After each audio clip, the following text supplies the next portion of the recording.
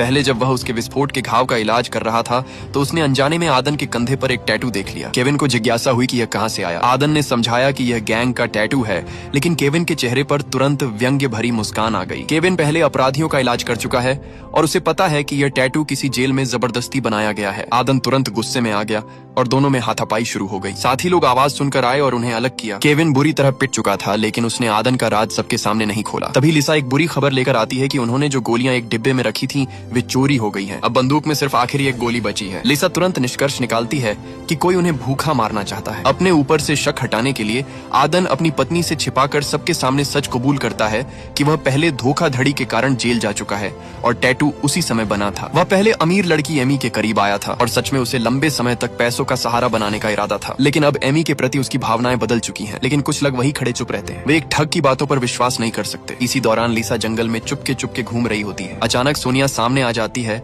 और उससे पूछती है कि वह क्या कर रही है। लिसा सभी बचे लोगों पर शक करती है, लेकिन सोनिया उसे ईमानदार लगती है, इसलिए वह अपने शक के बारे में बता देती है। वह कहती है कि कल कार्लोस की हत्या से पहले जैक अकेले जंगल में गया था और काफी देर तक उसी इलाके में रहा। लिसा जो एक मोटल चलाती है तो लोगों को पहचानने में माहिर है। वह पक्के तौर पर कहती है कि जैक झूठ बोल रहा है और जरूर कुछ छिपा रहा है। मई के करीब आते आते अचानक तेज बारिश शुरू हो जाती है। सभी बचे लोग बारिश से बचने के लिए विमान के केबिन में शरण लेते हैं। तंग और बंद जगह का माहौल सबके मन को और भी भारी कर देता है। जब सब लोग अपनी परेशानियों की शिकायत कर रहे होते हैं तभी केबिन की छत से पानी टपकने लगता है। सोनिया को शक होता है कि छत के साथ किसी ने छेड़छाड़ की है। जैक को पहले से ही शक था कि विमान में कुछ छिपा हुआ है। वह जोर से छत को तोड़ता है और वहां से सफेद पाउडर से भरा एक पैकेट गिरता है। आदन तुरंत पहचान लेता है कि यह अवैध व्हाइट शुगर है। जैक जो इस मामले में जानकार है तो अंदाजा लगाता है कि इनकी कीमत लगभग 30 लाख है। सोनिया तुरंत समझ जाती है कि यह एयरलाइन कंपनी सिर्फ एक दिखावा है। ऊपर से यात्री सेवा देती है, लेकिन असल में व्हाइट शुगर की तस्करी करती है। अब उनकी हालत और हो रही हत्याओं का कारण साफ हो जाता है कि शायद कंपनी को डर है कि वे सच जान गए हैं। जब सब लोग इस पर जोरदार बहस कर रहे होते हैं तब किसी का ध्यान नहीं जाता कि एमी कुछ घबराई हुई लग रही है। असल में उसने फिर से उस रहस्यमय टोपी पहने आदमी को देख लिया है। जब सबका ध्यान उसकी ओर जाता है तब तक एमी गायब हो चुकी होती है। आदन सबसे पहले बेचैन हो उठता है और अपनी पत्नी को ढूंढने के लिए बाहर जाने की जिद करता है। डॉक्टर केविन भी उसके साथ जाने की बात करता है। जैक उन्हें समझाने की कोशिश करता है कि अकेले जाना खतरनाक है, लेकिन कोई उसकी नहीं सुनता और सब एक एक करके बाहर भाग जाते हैं। कुछ ही पलों में सभी लोग बाहर निकल जाते हैं। आसमान में तेज गरज के साथ बिजली कड़क रही है और बारिश की बूंदें जमीन पर गिरकर चारों तरफ पानी उछाल रही हैं। एमी उस टोपी वाले आदमी के पीछे पीछे जा रही होती है। तभी जैसे ही उस आदमी को किसी के पास आने का एहसास होता है वह अपने हाथ में पकड़ी हुई छुरी निकालता है। तभी लिसा बंदूक लेकर वहां पहुंच जाती है। वह एमी से कहती है कि तुरंत वापस जाकर बाकी लोगों को बुलाए और उस टोपी वाले आदमी को इशारा करती है कि वह छुरी फेंक दे। अचानक एक तेज बिजली चमकती है और वह आदमी गायब हो जाता है। अगले ही पल वह लिसा के पीछे दिखाई देता है। लिसा पूरी ताकत से उसका मास्क उतारने की कोशिश करती है, लेकिन जल्द ही थक कर गिर पड़ती है और हिलना बंद कर देती है। विमान हादसे के बचे लोगों में एक और मौत जुड़ जाती है। सब लोग लिसा की लाश के पास खड़े होकर एक दूसरे पर आरोप लगाने लगते हैं। जैक सबको एकजुट होने की अपील करता है और बताता है कि कुछ लोग व्हाइट शुगर के लिए कुछ भी कर सकते हैं। सोनिया उसकी बात से सहमत होती है और खुद अपने अतीत के बारे में सच बताती है। पहले वह एक नशे की आदी थी, लेकिन जब उसके बॉयफ्रेंड की ओवरडोज से मौत हो गई तब उसे सच में व्हाइट शुगर की भयावहता का एहसास हुआ। यह यात्रा दरअसल उसी दर्दनाक अतीत से दूर जाने के लिए थी, लेकिन सोनिया ड्रग तस्करों के सामने झुकने वाली नहीं है। वह कहती है कि उसे असली अपराधी की पहचान पता चल गई है। यह कहकर वह अपनी जेब से गोलियों का एक गुच्छा निकालती है। यह उसे एक छिपे हुए स्थान से मिली थी। इसके बाद सोनिया बंदूक उठाकर जैक पर तान देती है। असल में सुबह होने के बाद वह लिसा की बताई जगह पर गई थी जहां जैक संदिग्ध तरीके से घूम रहा था। कल की बारिश ने मिट्टी में दबी गोलियों को बाहर ला दिया था और इसी से सोनिया को वह जगह मिल गई जहां जैक कुछ छिपाना चाहता था। वहां उसे शॉटगन की गोलियां, एक पिस्तौल और एक सैटेलाइट फोन भी मिला। अब जैक समझ जाता है कि वह सच छिपा नहीं सकता। वह कहता है कि वह दरअसल एक गुप्त जांच करता है और इस यात्रा का मकसद एयरलाइन कंपनी के ड्रग तस्करी के अपराधों का पर्दाफाश करना था, लेकिन किसी को उसकी बात पर विश्वास नहीं होता। जैक सोनिया से कहता है कि वह गुफा में छिपा उसका बटुआ निकाल कर दिखाए क्योंकि उसमें उसकी पहचान के दस्तावेज है। लेकिन केविन जब बटुआ खोलकर देखता है तो उसमें सिर्फ नकद पैसे होते हैं और कोई पहचान पत्र नहीं होता। अब जैक पूरी तरह हताश हो जाता है। उसे यकीन है कि किसी ने उसके दस्तावेज चुरा लिए हैं और जहाँ तक लिसा की गोलियां चुराने की बात है तो वह भी एहतियात के तौर पर किया गया था। आखिर इन लोगों के बीच एक हत्यारा छिपा हुआ, इसलिए हथियारों को खुले में नहीं रहने दिया जा सकता। डॉक्टर केविन सच्चाई और झूठ में फर्क नहीं कर पा रहा था। उसने कहा कि गुफा में एक सैटेलाइट फोन तो मिला है और हम उससे बाहर संपर्क कर सकते हैं, लेकिन सोनिया ने पहले ही कोशिश कर ली थी। फोन में पासवर्ड था और बिना पासवर्ड के वह एक बेकार ईंट जैसा था। अब सबकी नजरें फिर से जैक पर टिक जाती हैं। जैक लाचार होकर सिर हिलाता है और कहता है कि वह फोन उसका नहीं है।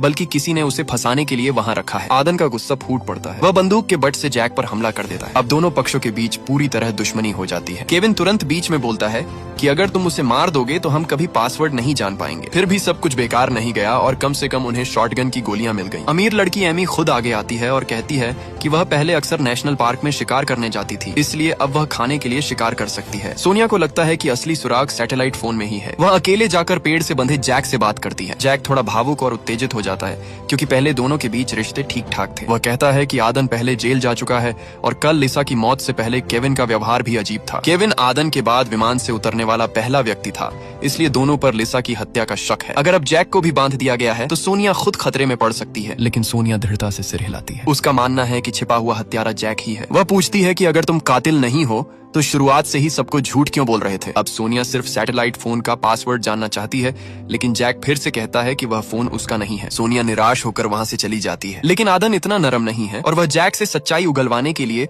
उसे यातना देने की सोचता है। हालांकि इस तरह की क्रूर यातना वाला काम कोई भी करना नहीं चाहता था। आदन ने सुझाव दिया कि चिट्ठी निकाल कर तय किया जाए कि कौन करेगा। आखिरकार केविन की किस्मत में यह काम आ गया और पासवर्ड निकलवाने की जिम्मेदारी उसी पर आ गई। वही सोनिया भी खाली बैठने वाली नहीं थी। उसने तय किया कि वह पहाड़ की चोटी पर जाकर लोकेशन ट्रांसमीटर की जांच करेगी। आदन और एमी उसके साथ जाने का फैसला करते हैं। अब बचे हुए लोगों की संख्या लगातार घटती जा रही थी। अगर वे अब भी एकजुट नहीं हुए तो अंत में सबका विनाश तय था। इन सबकी नजर में जैक ही छिपा हुआ कातिल था। असल में केविन भी यही सोचता था, लेकिन सालों तक डॉक्टर रहने के कारण वह किसी को चोट पहुंचाने में हिचक रहा था। वह जैक से कहता है कि अगर तुम पासवर्ड बता दोगे तो मैं वादा करता हूं कि कोई तुम्हें नुकसान नहीं पहुंचाएगा, लेकिन जैक बार बार यही कहता रहता है कि वह फोन उसका नहीं है। आखिरकार केविन खुद पर काबू नहीं रख पाता और जैक को मारना शुरू कर देता है। कई घूंसे मारने के बाद जैक के होंठ से खून बहने लगता है, लेकिन वह फिर भी पासवर्ड नहीं बताता। केविन का चेहरा सख्त हो जाता है। वह अपनी जेब से एक सर्जिकल चाकू निकालता है। दोबारा पूछने पर भी जब कोई जवाब नहीं मिलता तो वह जैक के पैर का नाखून उखाड़ देता है। दर्द भरी चीख पूरे घाटी में गूंज उठती है। उस पल केविन का क्रूर रूप देखकर कोई भी दंग रह जाए। उधर सोनिया और बाकी लोग पहाड़ की सबसे ऊंची चोटी पर पहुंच चुके थे। सोनिया तुरंत समझ जाती है कि किसी ने सिग्नल वायर को निकाल दिया था। वह उसे वापस जोड़ देती है और ट्रांसमीटर फिर से काम करने लगता है। इसी समय अमेरिका में स्थित फेडरल एविएशन एडमिनिस्ट्रेशन के दफ्तर में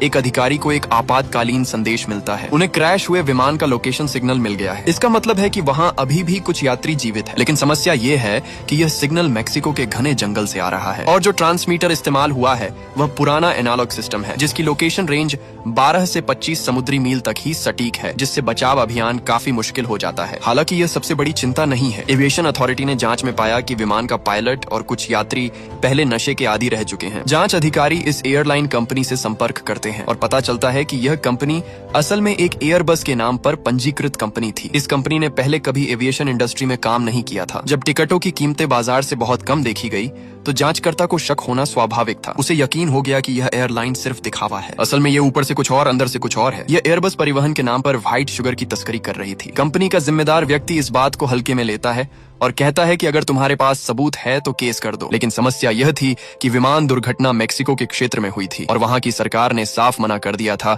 कि कोई भी देश इस मामले की जांच नहीं करेगा। कुछ सीमित बातचीत से अंदाजा लगाया जा सकता है कि यह महिला जांचकर्ता शायद जैक की पत्नी है, क्योंकि उसने कहा कि जैक नारकोटिक्स कंट्रोल एजेंसी का सदस्य है। इससे यह साफ हो जाता है कि जैक ने जो जानकारी दी थी वह सच थी। मेक्सिको के वर्षावन में पेड़ से बंधा जैक बेहोशी से होश में आता है। वो देखता है कि एक काली परछाई हाथ में चाकू लिए उसकी तरफ बढ़ रही है और यही पर आज का पार्ट खत्म होता है। अगर आपको इसका अगला पार्ट चाहिए तो कमेंट करें।